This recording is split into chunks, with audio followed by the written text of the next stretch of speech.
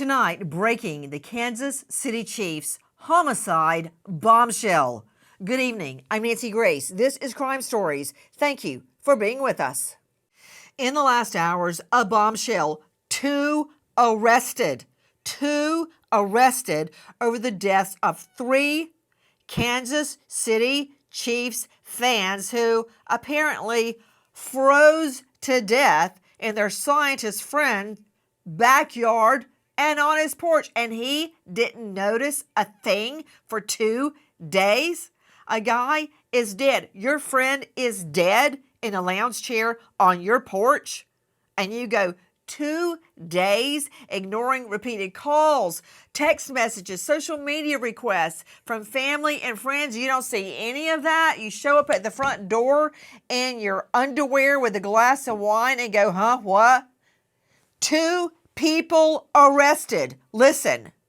Jordan Willis and Ivory Carson have been charged with distribution of a controlled substance and 3 counts of involuntary manslaughter. That from our friends at KMBC 9 News, joining me in all-star panel. But first, I want to go to a very special guest joining us. It's Jonathan Price, the brother of one of those 3 victims, Ricky Johnson. Jonathan, thank you for being with us. Thank you for having me, Nancy. Jonathan, I wonder sometimes if this day would ever come.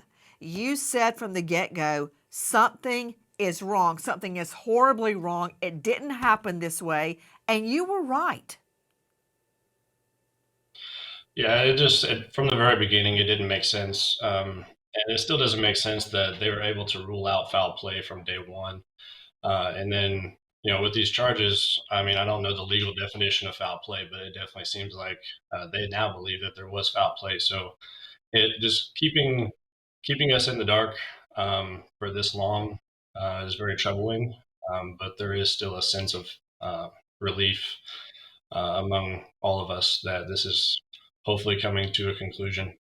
You guys have been dragged through hell and back. And during the Super Bowl, when the Chiefs were playing, I thought about you and your family. And I wondered what's going through their minds tonight as everybody's celebrating and partying. And you still did not have answers in your brother's death. Yeah, I mean, I think about Ricky daily. And, even more so when the Chiefs are playing or KU's playing, he cared much about his family and he cared a lot about his sports. And we shared that our entire lives. And, those memories will always live on. And, like I said before, it's, there is a sense of relief that, something is coming from all of this. Well, I was wondering, Jonathan, when everybody was celebrating and there was the big lead up to the Chiefs playing in the Super Bowl and everybody's, what's Taylor Swift going to wear? And are they going to get engaged? Is she pregnant? Blah, blah, blah, blah, blah. Were you thinking, what about my brother? What about my brother? Because I was thinking that the whole way through the Super Bowl. Absolutely. Every day we've been saying this, and it kind of went radio silent for a very long time, and then we were still hearing that there was no foul play. There's just too much still out there, and it's all about what's going to come out at trial, but there's still lots of questions. Oh, yeah, you're right, Jonathan. There is absolutely going to be a trial. You guys kept in the dark for so long, which must have been agonizing as you wanted so badly for your brother to get justice, and to think that for all that time, he sat in his house, throwing back the booze, hanging around in his underwear. And this guy is no idiot. He's a scientist, for Pete's sake. Ignoring the dead body in a lounge chair on the porch, ignoring his friend's cars parked directly in front of his house. How can you ignore that? How can you not hear the phone for 2 days, not notice that you are being barraged on social media and texts and emails, acting like nothing happened? And then to pack up and leave town? Well, this is how the whole thing started. January 7th is a football day for the Kansas City Chiefs as they will be playing the Los Angeles Chargers. So 38-year-old Jordan Willis invites a couple of buddies to come to his house and watch the game. David Harrington, Ricky Johnson, and Clayton McGeeney arrive at Willis's house just in time for the 3:25 kickoff. They enjoy the game as the Chiefs beat the Chargers 13-12, and Willis makes plans for them to get tickets to the next home game.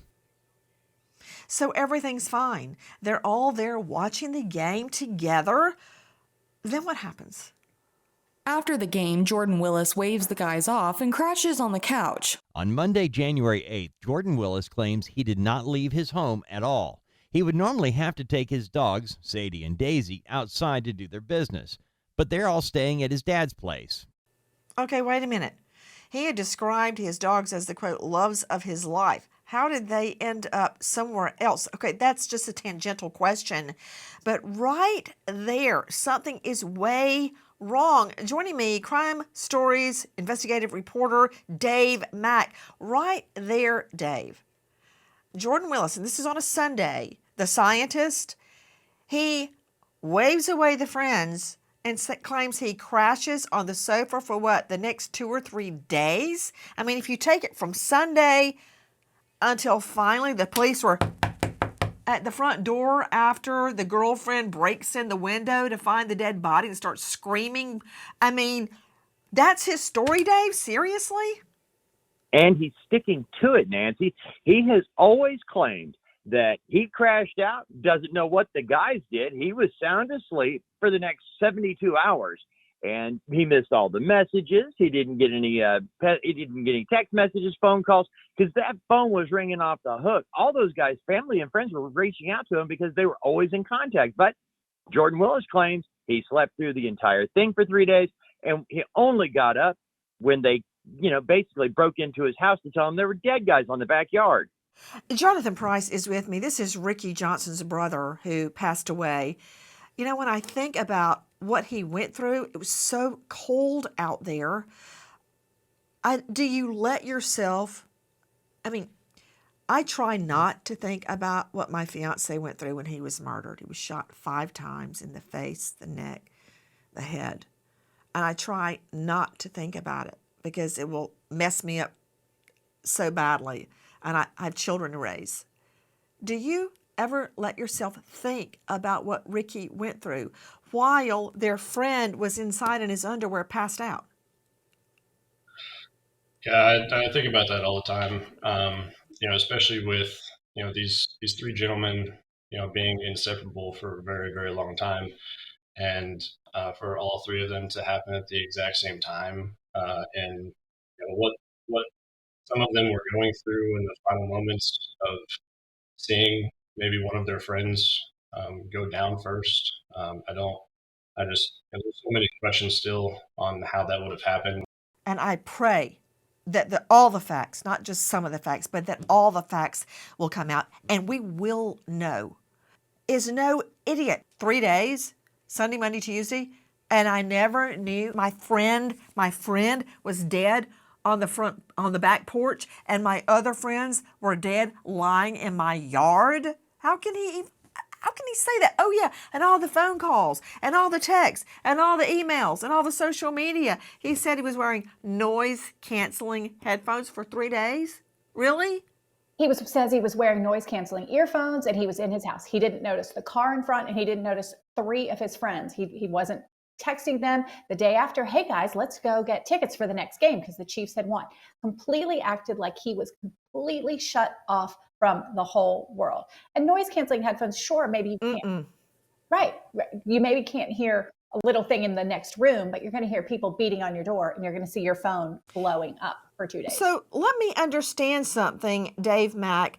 How many days passed before the girlfriend, the fiance, has to come and literally break in? When did that happen? Just give me a number. 2 days. All right. 2 days, Nancy. What day The was it? game was on. The game was Was on it January. Tuesday? Yeah, it game was on Sunday, the 7th, and Tuesday, the 9th, is the day police are at the door. Okay, you know what? They didn't teach me math in law school, but 7, 8, 9. That's 3 days. 7 is Sunday, the day of the game, which is in the early afternoon. All night, all day Monday, until finally Tuesday, when the fiance is beside herself. She can't find her fiance and goes looking for him. Listen. On January 8, friends and family are concerned they were headed to Jordan Willis' house to watch the game. But now none of the guys, including Jordan Willis, are replying to messages on social media or by phone. On Tuesday, January 9th, 9:51 p.m., Clayton McGeeney's fiance shows up at the house. She sees the cars in the driveway, and since nobody is answering the phone or replying to messages, she breaks into the home and screams Willis's name. She walks through the house, then she looks on the back porch and sees a body. Oh my stars. Okay, Jonathan Price is joining me. This is Ricky's brother, beloved brother, I might add. They grew up together, and they would argue about who's going to watch Power Rangers and who's going to watch ESPN. Very, very loving relationship their whole lives. In my mind, that's 3 days. You got the Chiefs game, early afternoon Sunday. They're together. Then Sunday night, all day Monday night, and then Tuesday, 9:51. That's nearly 10 o'clock at night. Clayton's fiance comes hysterical, trying to find him, and has to break in and sees a dead body. Is my timing correct, Jonathan? I mean, it appears to be correct. I'm not very good at math either. But there's a question in my mind that there's no possible way you can sleep that long and just not know what's going on. I agree, Jonathan. No way. What was he doing in there? Joining me is a veteran defense attorney who has handled a number of high-profile cases. Derek Smith is joining me out of Ohio. He's at dwsmithlegal.com. Derek, really? The defense? I slept through the whole thing? I mean, for those of you just joining us, finally, movement. A bombshell arrest of 2 people in connection with the deaths of 3 Kansas City Chiefs fans who were frozen to death in their buddy, the scientist's backyard. Derek Smith, can he really look at a jury and say, I slept for 3 days with noise-canceling headsets on? I knew nothing? Yes and no. This is a terrible situation. His best friends, some of his friends he's with his whole entire life, like they said, they were very close. Utter shock and disbelief and just manic depression will put somebody down. Looking out your window and seeing your friends in the condition they were in, that's enough right there to send a person into deep shock, disbelief, and just pass right back out. Does not want to be part of reality. Okay, that's a good one. So he saw the bodies and then passed back out. To Dr. Heidi Green joining me, clinical psychologist, trauma specialist, author of The Path to Self-Love and World Domination, drheidigreen.com. Dr. Heidi, so now we're getting a spin on that and no telling what it's going to morph into by the time this goes to trial. So Jonathan Price, brace yourself. So Derek Smith is spinning it out. Like Rumpelstiltskin would take that nasty hay out of the barn and spin it into gold. He is now hypothesizing that the defendant, one of the 2 arrested in the deaths of 3 people that were left to freeze out in the yard, one on his porch, is that he came to from his deep sleep. I'll throw in Sleeping Beauty there. He came to, saw the dead body of his friend, and then passed out. Dr. Heidi Green, psychologically speaking, that seems very unlikely to me. So it is very unlikely that he fell unconscious for 72 hours as a result of a significant trauma. And we can say if your friends died accidentally, if that's what we're going with, and you saw them in your home, it's obviously possible that you would have a significant trauma response. And that trauma response could include a freeze response. I could see somebody maybe being in their house, terrified to answer the phone, terrified to go and look at the bodies, wanting to essentially just pretend like nothing's going on. But to actually be unconscious for 72 hours, that seems far less likely as a trauma response. Many of us are on our feet all day long, whether it's work, errands, or just life. Foot pain can sneak up on you. One minute you're fine, the next your feet, knees, or your back are screaming. And that is why so many people love G-Defy shoes. G is in gravity, Defy is in defying pain. They are designed for comfort, support, and shock absorption, and they help you move longer, stand stronger, and feel better. Best part, these claims are FTC, Federal Trade Commission, approved. Get 30% off orders over $120. Go to gdefy.com, use code Nancy, or text Nancy to 91888. Try them. You'll thank me later. Screaming Clayton McGeeney's fiancee calls police. Officers arrive to find Willis in his underwear with an empty glass of wine in hand, according to the victims' families. The other two bodies were then found in the backyard. Jordan Willis tells police he has no idea what happened. John Picerno, an attorney representing Willis, said his client had no idea his friends were dead until police knocked on his door. Kaylee Latier wrote, "My husband banged on his door for 20 minutes. My friend banged on his door and then busted a window and yelled and announced her presence. While she's inside and still nothing from him, then the cops come 10 minutes later, and he comes out nonchalant in his boxers with an empty wine glass in hand. Nothing is adding up. Dave, Clay, and Ricky need and deserve justice." Yes, they do. And in the last hours, a bombshell. 2 people arrested in the deaths of 3 Kansas City Chiefs fans, found apparently frozen on his porch and backyard. Jonathan Price is with me. This is Ricky's brother. Jonathan, your brother is always described as a Kansas City Chief fan. That's really not doing him justice. He was so much more. Tell me. Well, Ricky was, very humble. He loved everybody he ever interacted with. He always saw the good in people. He helped out anybody in need, anytime. No matter if at one time they were seen as enemies or just not friends in general, but he was just such a kind person, loving father, brother, son, cousin. He was truly cherished by our entire family. Tell me about your family. Well, I mean, we grew up, separated at some points, but we always came together for family events.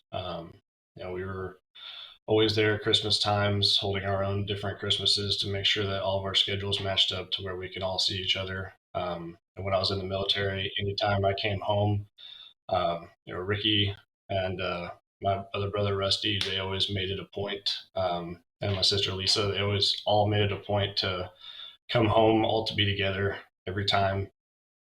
So we cherished each other. And there's very fond memories of Ricky growing up and everything he was to all of us. When you say the memories you had growing up, what memories? Well, my love for football, my love for all sports came from Ricky. Seeing my 2 oldest brothers, throwing the football farther than I could imagine when I was a small child. I looked up to them. That's a picture of us right there with the X Factor at the Kansas City game. We went to the very first game that Patrick Mahomes was playing in the preseason, and he met my entire family. And even though we were states away, we always talked about the sports of Kansas City and everything that we were accomplishing finally after so many years of being an up and down team. We we shared a lot of memories together, and I love him. Guys, tonight we are learning more about the deaths of the so-called three Chiefs fans. Listen. As news starts to spread of the three friends freezing to death in the backyard while their friend is asleep inside, the families of the victims begin to speak out and ask questions. The biggest question for Jordan Willis is what happened. Next was why didn't you answer calls, text messages, and social media messages from family and friends of the three men? The Daily Mail reports Willis insists he spent the next 2 days in his home not thinking anything of the fact that his friends' cars were still outside, and only learned they died when the fiancée of one of the men broke into the house on January 9th in the hopes of finding him. Jonathan Price, where were the victims' cars parked in relation to the friend's home? Well, I guess if you're, based on what I've heard, if you look out the front door, they were just off to the right. And I guess there was potentially 2 out of the 3 cars, because I think someone might have carpooled. But either way, my brother drove an F-150, so it was, semi-large truck right there in the front. There's no way to miss it. So Barry Hutchinson joining me, former LE, now chief investigator for Barry and Associates Investigative Services in Kansas and Missouri. Barry, let me understand. So this guy, the so-called friend, could find a wine glass and fill it up with wine and find his noise-canceling headphones. He could find those, he could see those, but he couldn't see his dead friend on the porch and in the yard or their vehicles parked in front of his house? Nancy, this story, his excuses for how everything happened, it just makes no sense at all. I've been thinking about this, and one of the things that I thought about, the guy came to the door in his underwear, and he said that he had been asleep for 72 hours. We knew that he'd been drinking a lot, apparently. So if he slept for a solid 3 hours, don't you think his body would have evacuated while he was asleep for 3 solid days if he never got up? He would have wet himself. Did he come to the door with soiled underwear, or did he look like he urinated on himself? When you arrest a drunk on the street, most of the time, and they're awake, they pee all over themselves. This guy, did he look like he urinated on himself? Because if he didn't, that kind of shoots that story right in the hind end, if you ask me. Yeah, I mean, he had to get up and go to the bathroom. Dr. Kendall Crown's joining me, and he's here for other reasons. But since we're on this topic, Dr. Kendall Crown's with me, Chief Medical Examiner, Tarrant County, that's Fort Worth, never a lack of business. Esteemed lecturer at Burnett School of Medicine, TCU, and launching a new podcast, DOA, Dead on Arrival, March 7.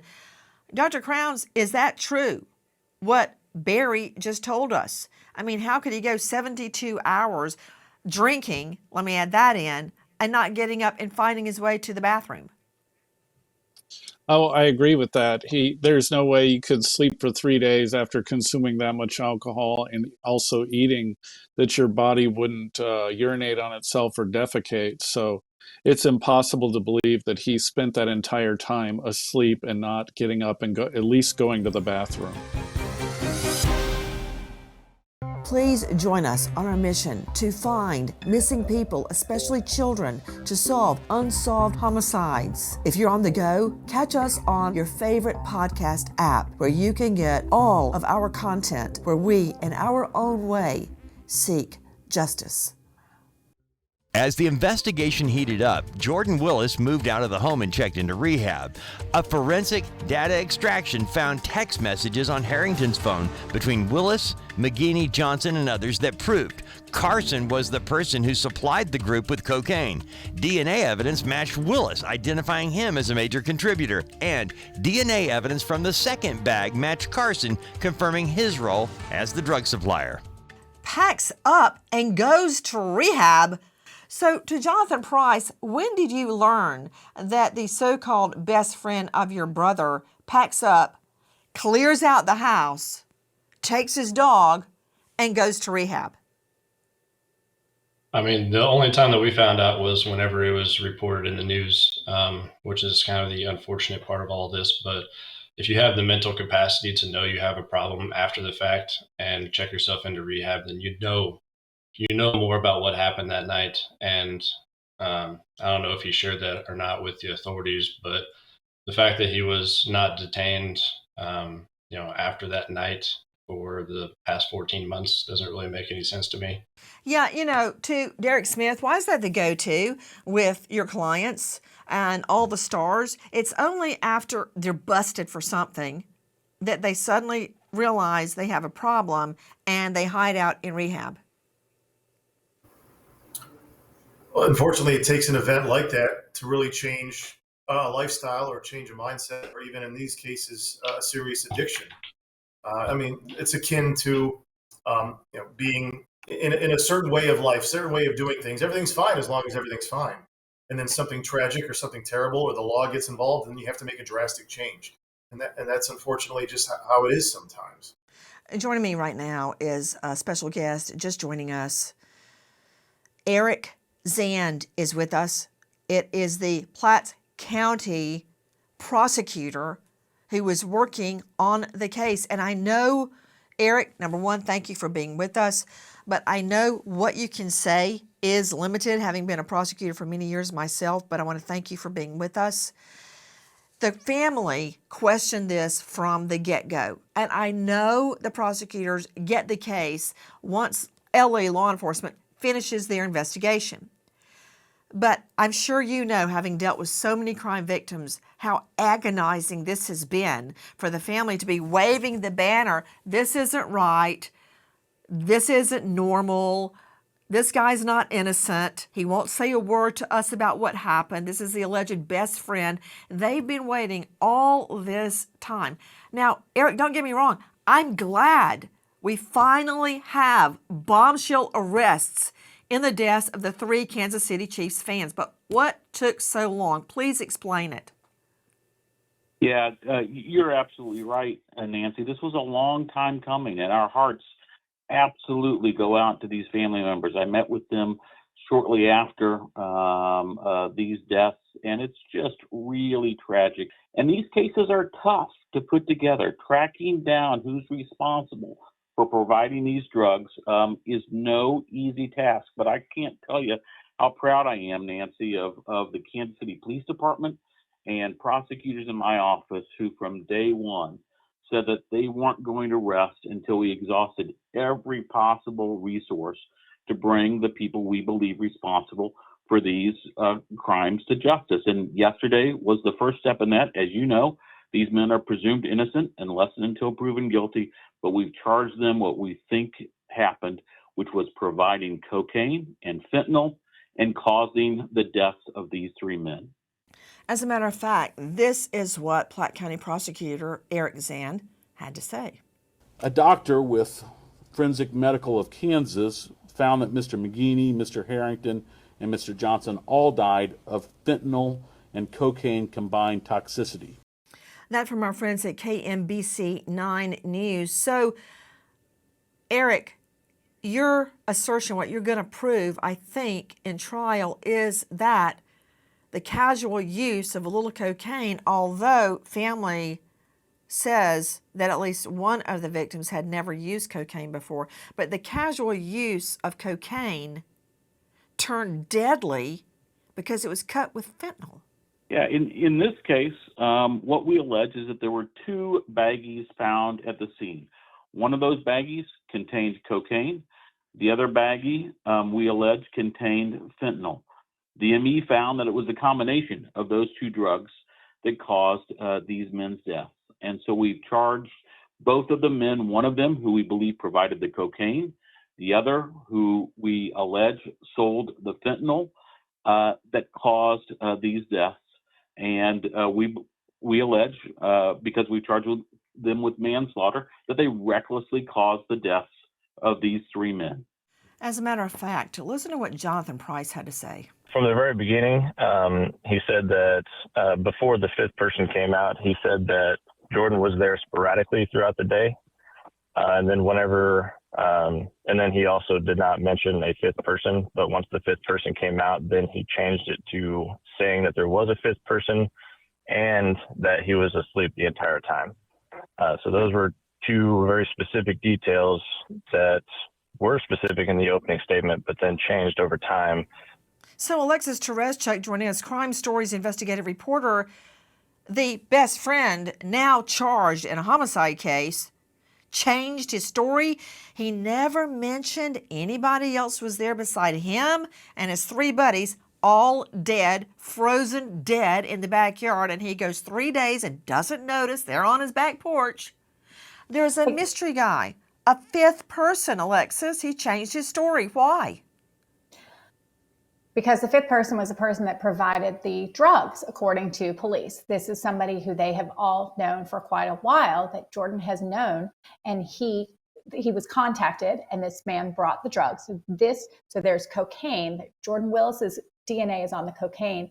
Ivory Carson's DNA is on the bag of fentanyl, and that is the toxic combination that killed these men. So he had come over and brought them the cocaine. And the way that the police found this out wasn't through Jordan Willis. He never mentioned any of these details. But David Harrington's phone is the one phone that they were able to extract evidence from. And they saw on there were group chats about buying the cocaine. Willis was the one that would always provide it for them. These other guys didn't have enough. Cocaine's expensive. It's not a cheap drug. And then you top that off with the fentanyl, and he was the one that did it. So there were group chat text messages that showed that these were how they got the drugs. To Eric Zan joining me right now, Platte County prosecutor who is charged with lassoing all this evidence and presenting it to a jury. Did he really think we wouldn't find out about the fifth guy, the mystery man? And all of his statements at the get-go, that was never mentioned. Now we know why. He was the dope dealer. Well, and Nancy, I can't comment on exactly what either of these defendants thought or said, but what I can tell you is that we allege that Mr. Willis provided cocaine and Mr. Carson sold fentanyl to these men, and we allege that resulted in the deaths of these three great people who were boyfriends, husbands, fathers, sons of people in Kansas City. It's truly tragic. And here's what folks have to understand. If you deal drugs and somebody dies as a result, we will do everything we can to make sure that you're held accountable for the deaths of those people. That's exactly what we're trying to do in this case. These three men were inseparable. You look at any of their Facebooks, any picture that's posted that's not of their family, it's of these men. And if just one of them, even two of them, passed out at the same time, which is already like impossible, the other man would have absolutely brought them inside and called for help, something. So that's just insane. This is what Platte County prosecutor Eric Zan tells us. He saw a large plate of cocaine allegedly supplied by Mr. Willis that everyone was using. According to prosecutors, the defendant provided it. The friend, the scientist, the HIV researcher Jordan Willis, age 39, the best friend, supplied a plate of coke, possibly laced with fentanyl, to his friends. You were just hearing from our friends at KMBC 9 News. To Dr. Kendall Crowns joining us. Dr. Kendall Crowns, I want to understand how the use of these drugs, potentially cocaine cut with fentanyl, don't know if they knew it was cut with fentanyl, what that would look like. I mean, it's hard for me to understand, although I've heard about it, I've prosecuted, I've seen it at crime scenes, where you have a party and there's a plate of cocaine out. I mean, I would think there'd be sandwiches and chicken wings, right? Celery, carrots, ranch dip. There's a plate of cocaine and everybody's doing it. How many times have you heard that? Mom, everybody's doing it. How are people supposed to know that cocaine can be laced with fentanyl and what fentanyl can do with you? Even a touch of fentanyl can kill you. So what would fentanyl look like? Can it be in a powder form? Yes, it can. Actually, it'll be kind of it can be in a white powdery form. It can be in the form of a fake Percocet, which is a blue pill that has an M30 label on it. It can be a patch. It can even be on a lozenge type sucker is one of the ways it is distributed. But anyway, cocaine, if it's cut with something, fentanyl can be very deadly, and you don't know how much fentanyl has been put in there, how much fentanyl you're actually getting with the amount of cocaine that's been cut with it. So that's why you could have a group of people sitting together and 3 of them die and 2 of them live, because one got more fentanyl than the other, because it's really not regulated like a drug through the FDA. It's just widely all over the place. So that's why the street drugs are very dangerous, is you never know what you're getting. And one thing, we've had cocaine cut with a dog dewormer as well. So it's incredibly dangerous. Dr. Kendall Crowns, I have investigated cases, for instance, an infant at daycare. Little did the family know that the daycare provider was storing fentanyl there. Also dealing, like I think the husband or the boyfriend was dealing.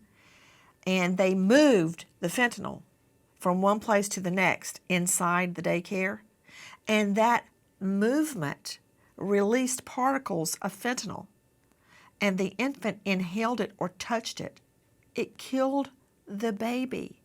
So if you've got a plate of cocaine laced with any fentanyl at all, there's your OD right there. What started off as, I guess, a good time ends in death. I mean, you can die from even inhaling particles or touching particles of fentanyl. Yes, fentanyl is incredibly dangerous, and even its friend, or another derivative of it, carfentanil, is even more dangerous. It's come down to the fact that law enforcement and paramedics will now carry naloxone, which is a way to counteract the effects of the opioid in their rigs or in their cars, to, if they get exposed to it and begin having symptoms, they can take it and try and save themselves. So fentanyl is incredibly dangerous. It's not a drug you really should mess with. You know, I'm just thinking about these victims and how they ended up frozen in plain view of their so-called friend, Jordan Willis. You know, I'm trying to think about their families. Dave Mack, tell me about the victims' families. I know Jonathan is here speaking on behalf of his brother Ricky, who died that day, whose body sat out there freezing for so long. What about the other victims? You know, Nancy, Mr. Harrington's mom, Teresa, claims she's been kept out of the loop since the bodies were found. She said that they wouldn't tell me anything. Now she is saying that the statements made it easy to think that they had already made up their minds and there wouldn't be any further investigation. And she's really pushing back on this. She said the arrest didn't really clear up any speculation about the death, saying, quote, "I still don't know anything about how my son died or his last moments." That's pretty upsetting when you look at this over a year down the road, that she doesn't know any more than you and I might know. Well, Kendall Crowns, what would someone go through if they literally sat outside in an accidental fentanyl stupor and froze dead? That would be horrible, but they couldn't get up and move. So basically, fentanyl makes your respiratory drive decrease and makes your brain not think it needs enough oxygen. And so you slowly kind of drift off into a coma that eventually your brain, not getting enough oxygen, begins to die, which causes your lungs to fill with fluid, and then you pass away.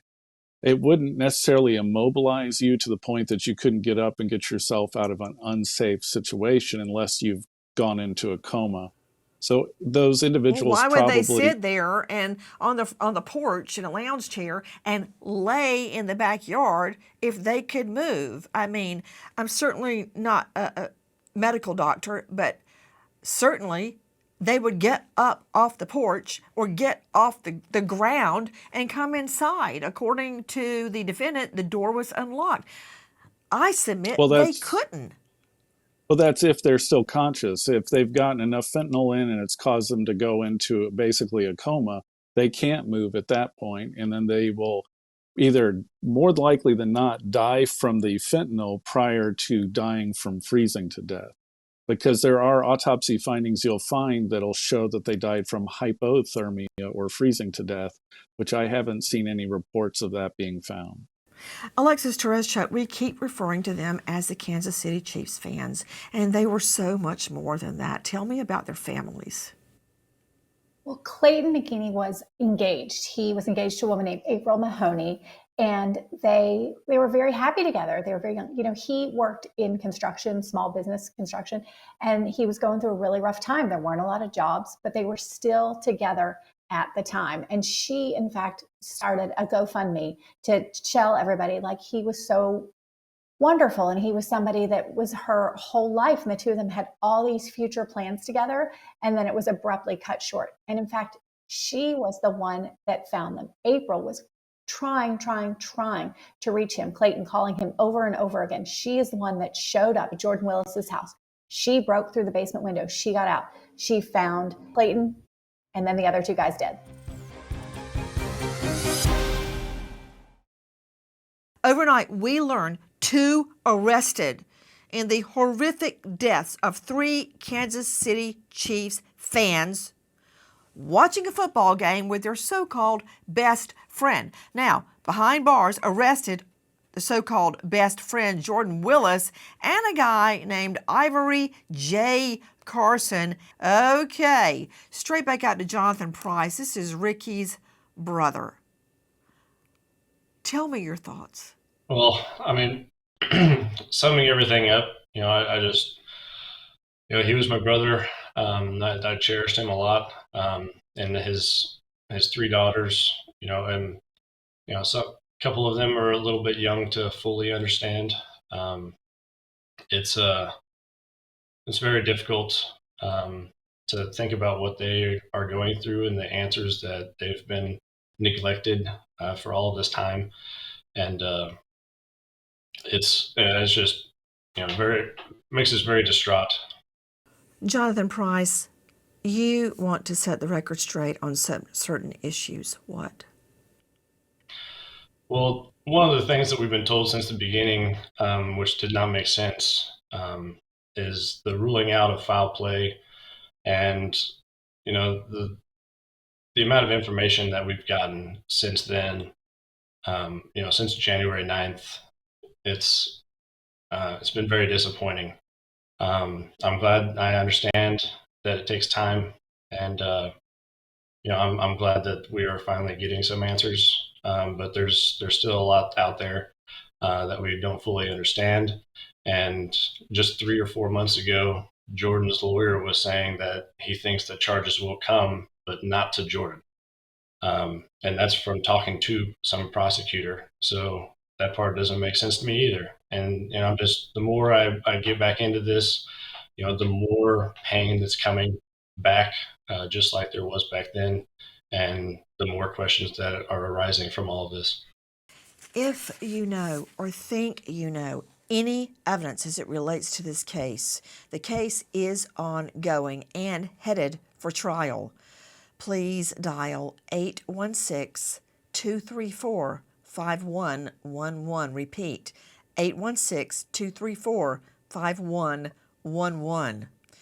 We pray that justice unfolds and the truth comes out in court. And now we remember an American hero, Officer Brittany Mew, Lake County Sheriff's, Indiana, a U.S. Marine Corps veteran survived by daughter Savannah and partner Joseph.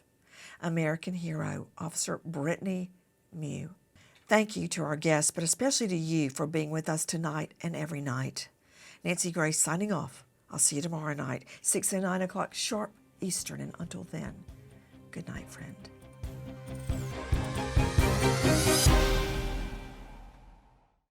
Please join us on our mission to find missing people, especially children, to solve unsolved homicides. If you're on the go, catch us on your favorite podcast app where you can get all of our content where we, in our own way, seek justice.